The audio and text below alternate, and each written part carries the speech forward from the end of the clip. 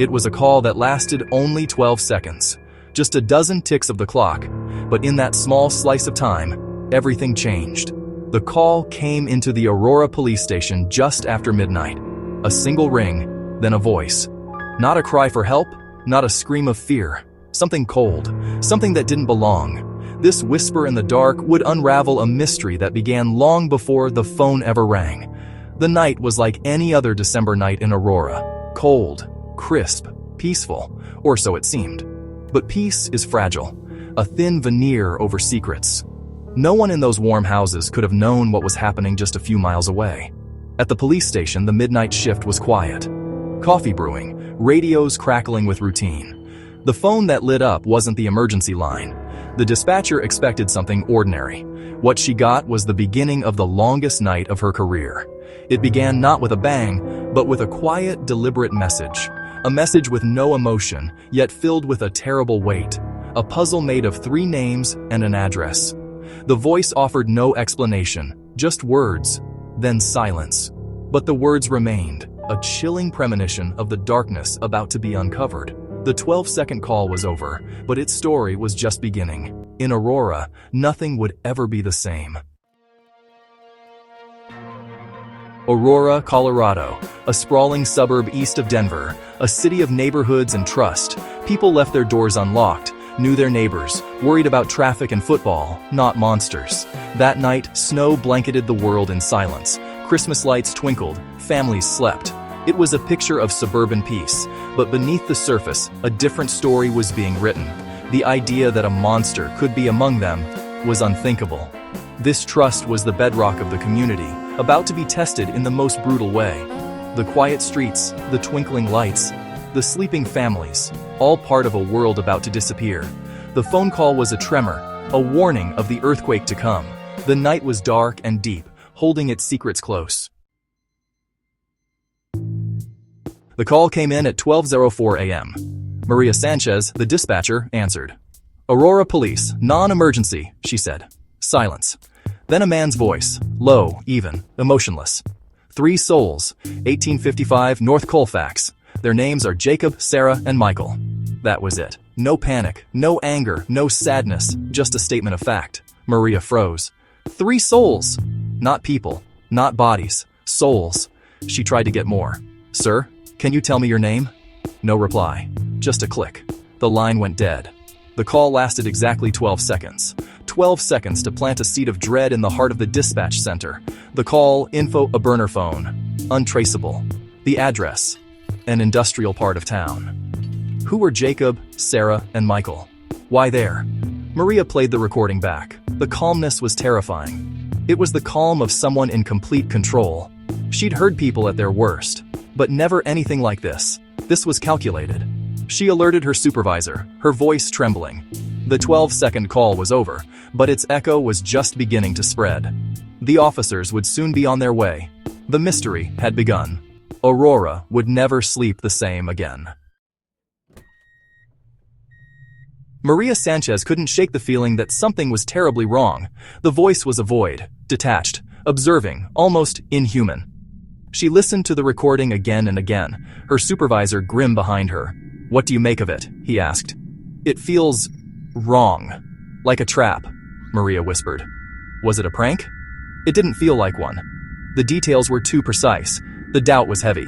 Sending officers to an unconfirmed scene was risky. What if it was an ambush?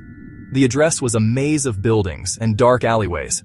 Every instinct Maria had screamed this was not a normal call. The caller knew exactly how to get their attention. Despite the risk, they couldn't ignore it. The possibility that 3 people were in danger was too great. The supervisor decided, "Let's roll a few units. Approach with caution. No lights, no sirens." Maria relayed the information, her hands cold and stiff.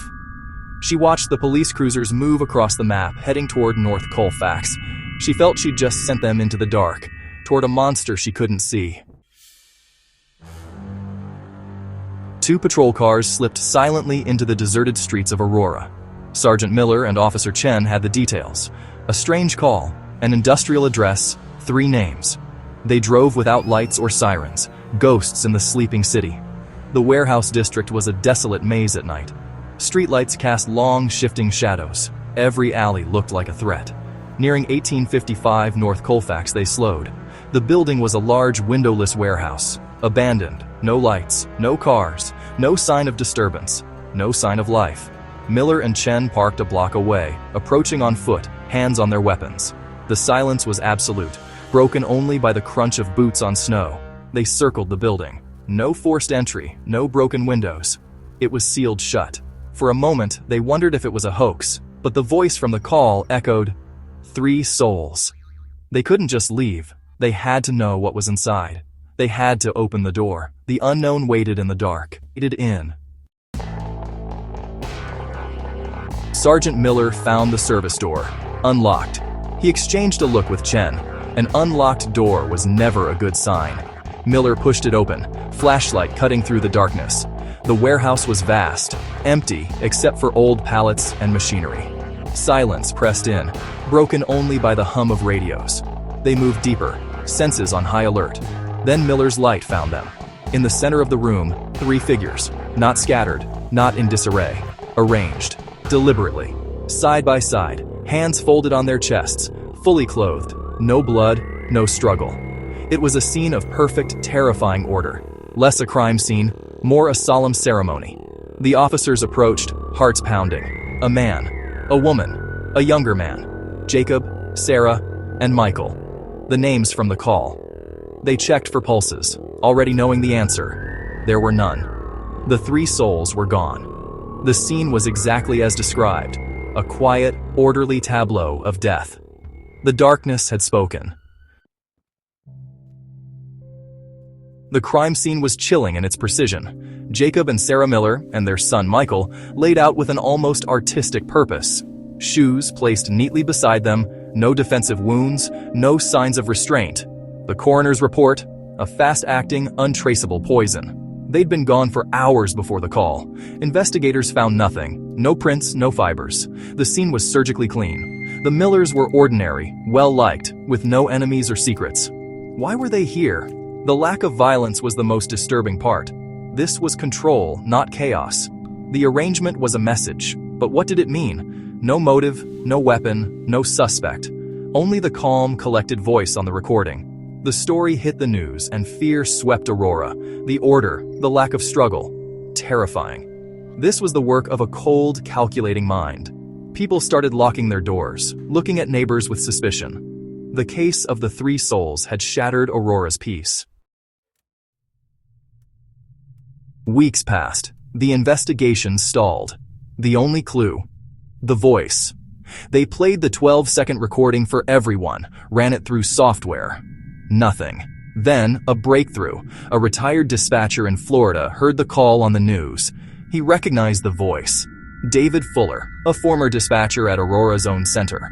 Fuller had worked there for over a decade, the calm voice in countless emergencies. He knew the system, the procedures, the blind spots. He knew how to craft a call that would be taken seriously and protect his identity. He had used their own system against them. The revelation sent shockwaves through the department and the town. David Fuller had been fired a year earlier, reasons never made public. He disappeared after that. Now, he was the prime suspect. The Guardian had become the monster. The call was not just a message, it was a taunt from someone on the inside. The sense of betrayal was profound. How could someone trusted to save lives be capable of this? Aurora's trust was shattered. The police had a name and a face, but David Fuller was gone. His apartment was empty, wiped clean. He'd vanished without a trace. A nationwide manhunt began, but it was as if he'd stepped off the earth. The case of the 3 souls remained open, a wound in Aurora's heart. The memory of that night lingered. Trust was gone, replaced by fear. Every late-night call now carried a new weight. David Fuller became a local legend, the boogeyman who once answered their calls. The question remains: was the 12-second call a confession, a warning, or something else? The mystery is unsolved, the final chapter unwritten. Sometimes late at night, people say you can almost hear the echo of that call, a reminder that some ghosts are never laid to rest.